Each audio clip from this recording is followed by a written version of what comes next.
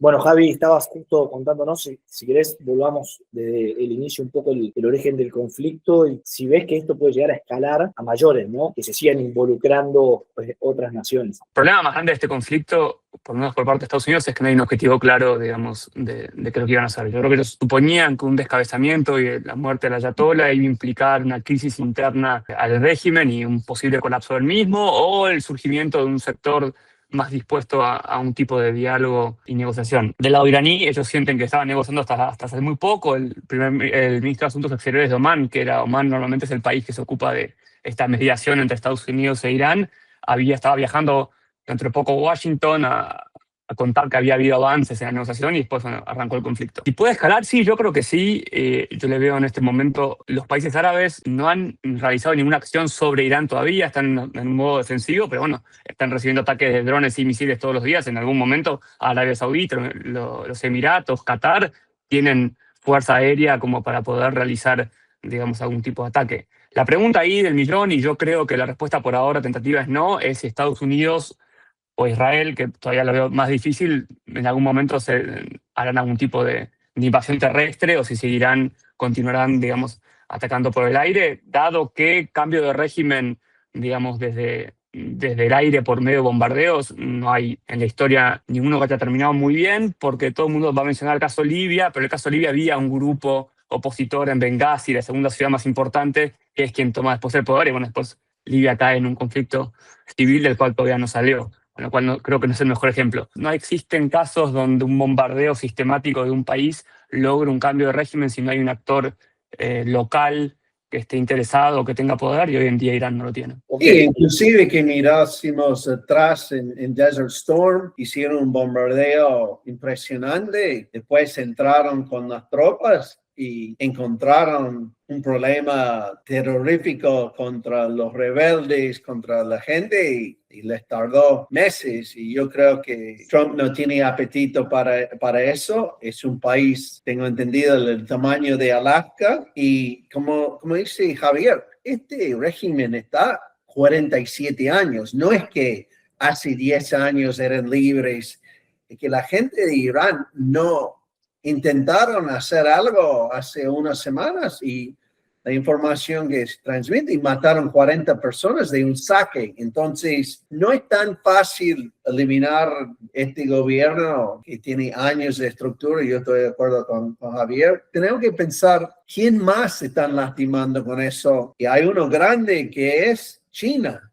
China no ha dicho está en desacuerdo, pero China está comprando petróleo baratísimo de Irán y también de Venezuela. Esto es un ataque indirecto a ellos, pero ¿qué pasa si Rusia y China dicen, bueno, esto tenemos que ayudar para frenar esto? Es que esos son actores mucho más peligrosos en términos militares. No creo que lo hagan, pero hay que pensar que esto no es una foto. La película recién arranca y la verdad es que no sé si tienen un plan, un grupo de gente que el nieto del Shah, no sé. Y entonces yo creo que una solución rápido y eficiente está lejos de ver. Muchos conflictos también arrancaron por energía, ¿no? Japón entrando en la Segunda Guerra Mundial por una cuestión de que Estados Unidos le complicó todo el suministro de petróleo. ¿Cree que hay una relación entre lo que puede llegar a pasar? ¿China puede llegar a tener ese petróleo que hoy le está dando Irán de alguna otra forma? O sea, ¿se lo puede comprar a Estados Unidos? ¿O ven eso como un problema grande de conflicto a futuro, no? El principal comprador de petróleo iraní es China, pero Irán es el sexto proveedor de petróleo para China, perdón. El problema más grande que tiene China es que su segundo vendedor más grande es Arabia Saudita, y si el estrecho de Hormuz está cerrado, el petróleo igual no sale, digamos. Entonces ahí tenemos un problema para China. Quien tiene un problema muchísimo más grande que China, porque es el primer vendedor para China es Rusia, a quien le compra con un nivel de descuento altísimo, porque como Rusia está muy sancionado, tiene a quien más venderle. Entonces India y China hacen un negocio muy grande comprándole petróleo relativamente barato a Rusia, y India después refina una parte y la vende después al mercado con un hedging importante. Japón y Corea del Sur dependen muchísimo de gas natural y de petróleo de los países del Golfo, que si el estrecho se cierra van a estar muy preocupados y muy ajustados económicamente, particularmente Japón, que tiene un problema inflacionario fuerte, y yo creo que China también mira para ese lado y dice, ok, son complejas, porque no sé que son sencillas para ellos, pero al mismo tiempo Japón, que es tal vez en este momento uno de sus rivales geopolíticos más importantes, también tiene un problema importante. Yo no creo que China entre en un conflicto, para empezar no tienen fronteras, con lo cual tiene que pasar por Afganistán, Pakistán, está India en el medio, digo, no lo veo como probable. Rusia no puede en Ucrania, menos está en este momento con disponibilidad para meterse en este conflicto. Lo que yo sí creo, y me parece que es lo que ve China, es, bueno, ¿qué va a pasar con los países del Golfo? Ustedes no se olviden que los países del Golfo, particularmente Emiratos Árabes Unidos, Qatar, reciben el 90% de sus alimentos por el comercio, no producen mucho de todo eso. Tienen stocks, pero si el estrecho de Hormuz termina siendo cerrado del todo, van a tener una problemática. Y ahí, como último punto, Irán todavía no hizo esto, pero todos los países de Golfo de Arabia necesitan o tienen gran parte de su agua potable por parte de plantas de desalinización. Si Irán bombardea esas plantas, van a empezar a tener problemas de suministro de agua potable también. Irán hasta ahora no lo hizo, me imagino que deben estar con un resguardo de defensas antiaéreas que han sido muy exitosas, pero 95%, 90% de éxito quiere decir que algunos drones y algunos misiles pasan, y esos impactan sobre esa infraestructura crítica, es un problema. Y hay otra cuestión que en el primer bombardeo que hizo los Estados Unidos y Israel contra toda la parte nuclear, que supuestamente los israelíes dijeron, bueno, no tocan la infraestructura de petróleo porque este es el futuro del país. Pero como todo el mundo sabe, es que Irán recién llegó a 3 millones de barriles por día. Es muy complejo. Por definición, yo entiendo por qué Trump quiere hacerlo rápido, pero es un guiso de problemas y laberintos que ha entrado, y creo que tienen que usar una fuerza abrumadora para hacerlo lo más rápido y rezar que la población iraní sí levanta y tenemos algo como la caída de la pared de Berlín, etcétera, etcétera. Pero la verdad es que nadie sabe si hay un plan maestro para eso. Hay muchos que dicen que obviamente aprovechó la oportunidad obviamente de que hace un mes y medio ya empezaron las revueltas y la crisis económica por la que está atravesando Irán, ¿no? Tiene un problema muy grande inflacionario, tiene un problema de suministro de alimentos muy grande. Trump prometió esta ayuda, creo que está cumpliendo la palabra de lo que dijo hace un mes y medio, pero también muchos dentro de Estados Unidos están cuestionando un poco, Walter, me gustaría tu mirada, de que esto va a afectar al mercado. Obviamente un barril de petróleo al alza puede también generar presiones inflacionarias en Estados Unidos, en un momento donde lo que menos quieren es eso. ¿Cómo lo estás viendo vos, este impacto del aumento del precio del petróleo en el mercado? Creo que el consumidor americano puede bancarlo siempre cuando sea corto, pero si uno analiza lo que está pasando con la economía americana, si excluís la parte de inversión en data centers, inversión en nuevas fábricas y todo eso, está creciendo 0.6%. Tenés un problema recesionario bastante palpable y no es bueno. Y otra cuestión, yo estoy muy enfocado en los feedback loops, ¿ok?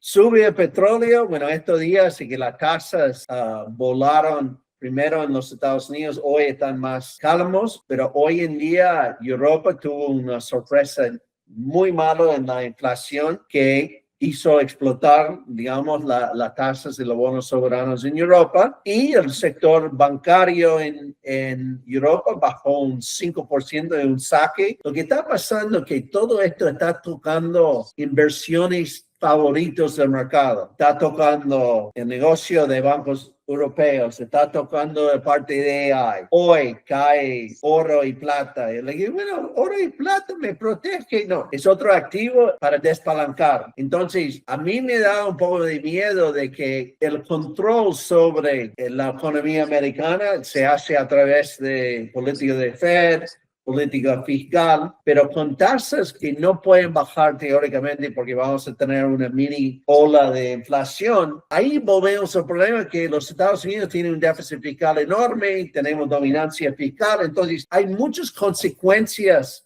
no intencionadas con todo eso, enojando a los chinos, y por eso digo, el mercado está rezando para que sea rápido, para que esto sea un mini infarto donde ponéis los paddles y el mercado revive muy rápido, pero esto puede convertirse en un cáncer con el mercado donde tenemos un problema con activos de riesgo por más tiempo. Me preguntas si pienso que va a ser más largo que corto. Hoy en día yo estoy inclinando más largo, pero eso es sin conocer todos los detalles, como dice Javier, que está pasando en el Golfo, que es un nido de distintas religiones y no es algo uniforme el Golfo. Yo creo que hay como tensiones distintas que tiran para diferentes lados. Estados Unidos quiere que esto sea corto, aparte porque llega un momento en el cual vos bombardeas todo lo que bombardeas y llega un punto en el cual los bombardeos mismos dejan de tener el efecto que estás buscando. Digamos, Irán se ha preparado para este conflicto por muchísimo tiempo. Descentralizaron todo el esquema de la Guardia Revolucionaria. Cada launcher de drones o de misiles tiene una serie preestablecida de objetivos, con lo cual no necesitan tener necesariamente comunicación directa con un organismo central, con lo cual han hecho todo esto para un conflicto largo. Los países del Golfo, algunos van a querer un conflicto más corto, otros más largos. El más sensible de todos, y es uno de los que más sigue impactado, aparte de por tener la quinta flota, es Bahrein. Bahrein tiene una particularidad, su población es mayoritariamente chiita, o sea, la misma religión que Irán. Los emires que lo gobiernan son sunitas. Ya en la primavera árabe, allá lejos de ese tiempo, tuvieron una revuelta que fue digamos, reprimida por tropas saudíes, que los saudíes mandaron, digamos, para calmar la situación. Y ayer a la noche ya empezó a haber saqueos. Y nuevamente Arabia Saudita mandó tropas para asistir. Irán bombardeó hoy el puente de conexión, el puente está funcionando de vuelta, pero si cae el régimen en Bahrein, que no es algo que vaya a pasar, pero lo pongo como objetivo a futuro, la quinta flota está en riesgo. Hay muchas cosas que se empiezan a vislumbrar que, como dice Walter, son complejas. El Líbano con Hezbollah acaba de entrar en este juego. Los Houthis en Yemen hasta ahora no han dicho nada, pero imaginémonos si cierran también el Golfo de Adén, sería otro problema para el comercio internacional. Y Irak tiene una mayoría chiita muy importante, muy vinculada con el régimen de los ayatolás en Irán. Hasta ahora no ha pasado nada, pero esto puede efervecer muy rápido. La pregunta es, ¿en algún momento alguien va a decidir poner, como dirían los americanos, boots on the ground? ¿Va a haber un envío de tropas? Porque ahí Trump tiene que ir al Congreso con mayorías muy ajustadas en la Cámara de Representantes, un poquito más holgadas en el Senado, pero yo no veo al Partido Republicano muy a favor de hacer un envío. Aparte, con los últimos recuerdos de lo que han sido Irak y Afganistán, Irán es un país de complejidad similar en cuanto a la topografía y con una historia, digamos, muy...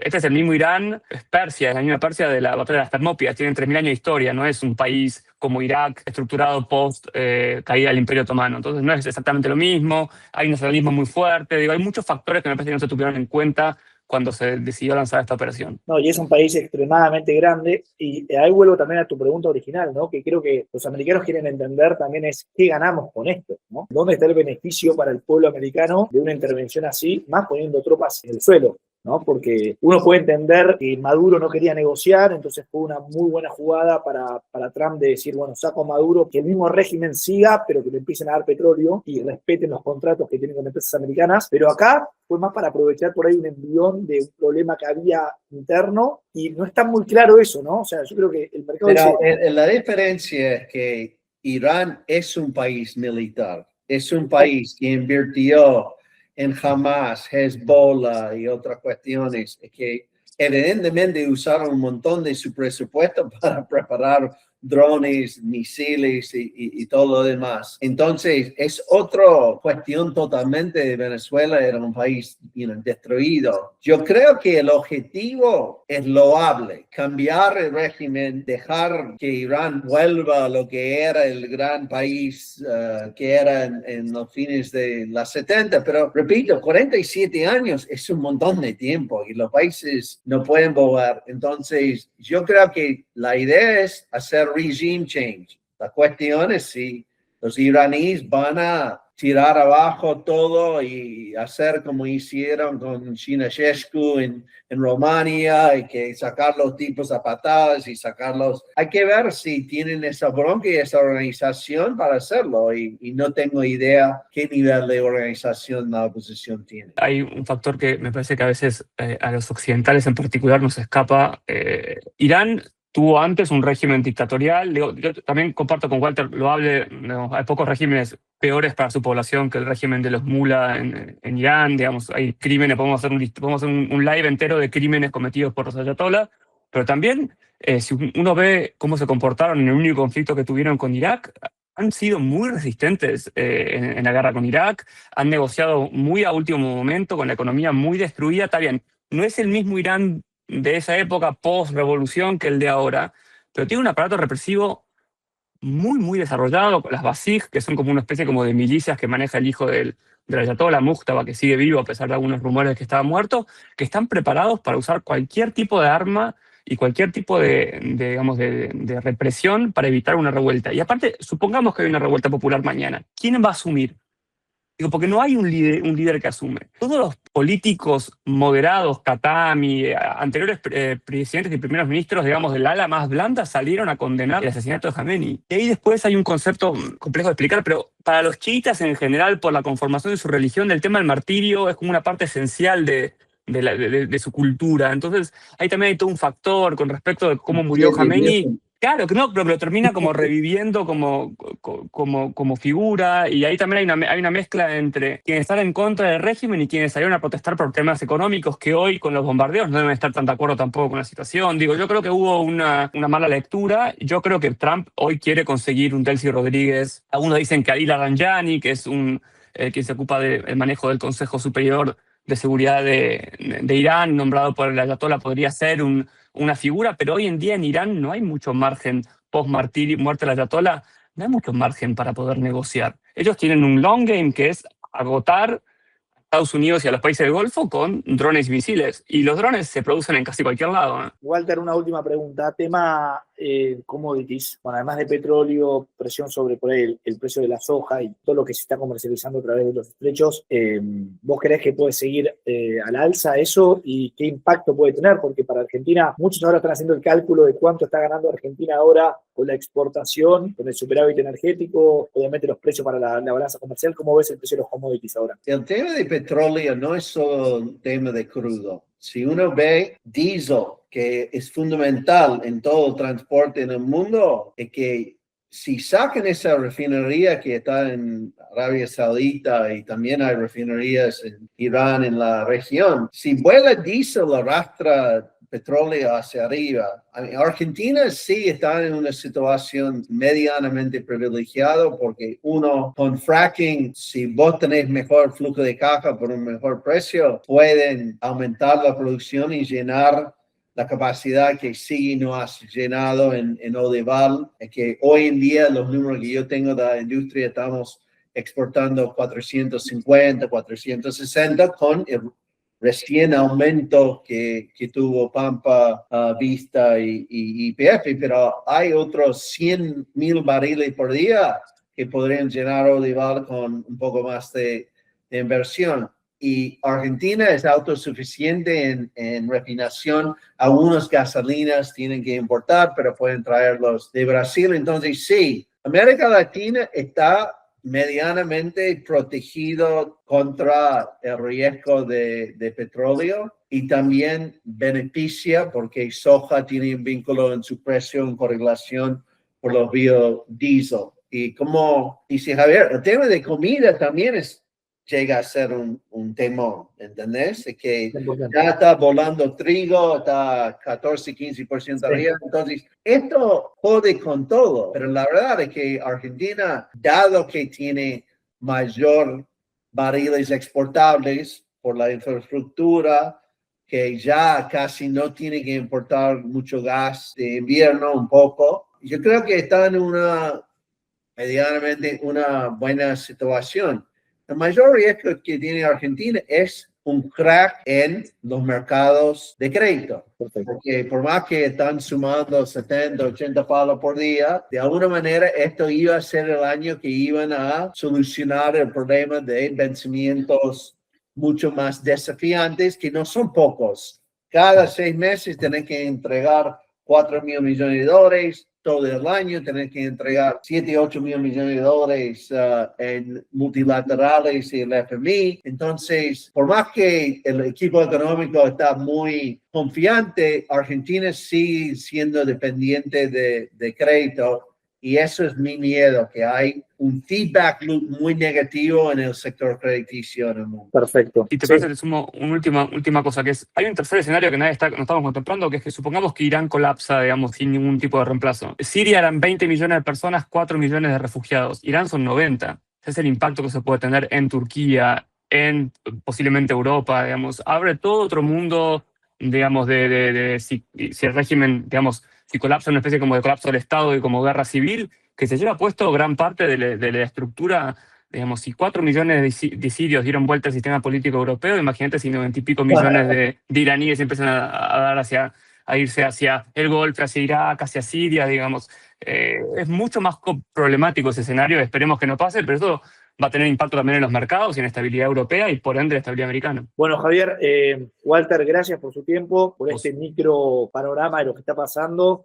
Nada, es un momento muy, también, viste que uno tiene que aprender a controlar las emociones, lo que siempre decimos, mucha gente que está invirtiendo por primera vez y por ahí esta es la primera crisis. Y nuestro objetivo no es asustar a la gente. Exacto. Lo que hace Javier y que lo que yo hago con el equipo acá es anticipar, porque el mundo vive con optimismo. Esto va a ser rápido, eficiente, que Irán va a ser un gran país eventualmente. Bueno, esto es mucho más complejo y los riesgos que son laterales que estamos discutiendo, yo creo que la gente común que invierte no están mirando, e inclusive nosotros que profesionalizamos eso, hay que leer, ver, porque esa información de esa parte del mundo no se recibe con transparencia acá, muy fácil, aún con Twitter. Yo creo que hay que tener mucho cuidado ahora, hay que tener toda una vida de ganar en los mercados.